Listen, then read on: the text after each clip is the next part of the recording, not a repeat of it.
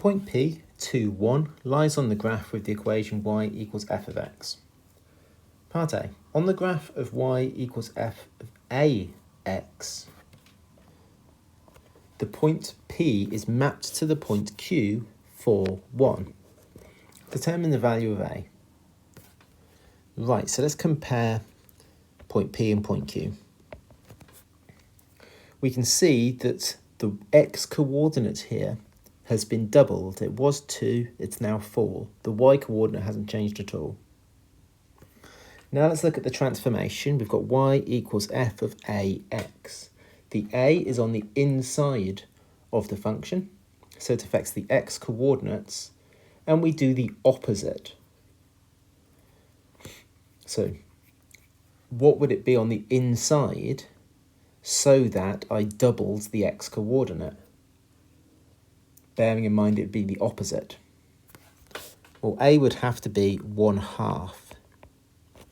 If I had y equals f of 1/2 x, remember we do the opposite, that's telling me to double the x-coordinates. So therefore the x-coordinate would double from being 2 to being 4. That's how I know that a has to be 1/2. Part B. Write down the coordinates of the point to which P maps under each of these transformations. So the -4 is on the inside of the bracket, so it affects the x-coordinate, and I do the opposite.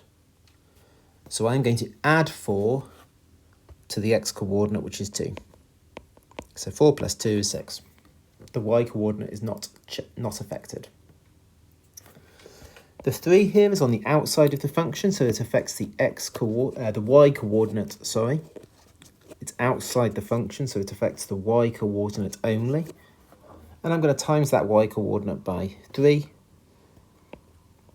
So 3 times 1 is 3. The x-coordinate 2 is unaffected. And then part I, we've got a 1/2 in front of the f of x here, so that's outside the brackets there, so I'm going to multiply the y-coordinates by 1/2. The x-coordinate will be unaffected. Then, after that, I'm going to subtract 4 from each of my y-coordinates. Again, the x will be unaffected. So the x stays as 2 throughout. The y-coordinate originally was 1. I times that by 1/2 and get 1/2. I subtract 4 from 1/2 and I get -3 1/2.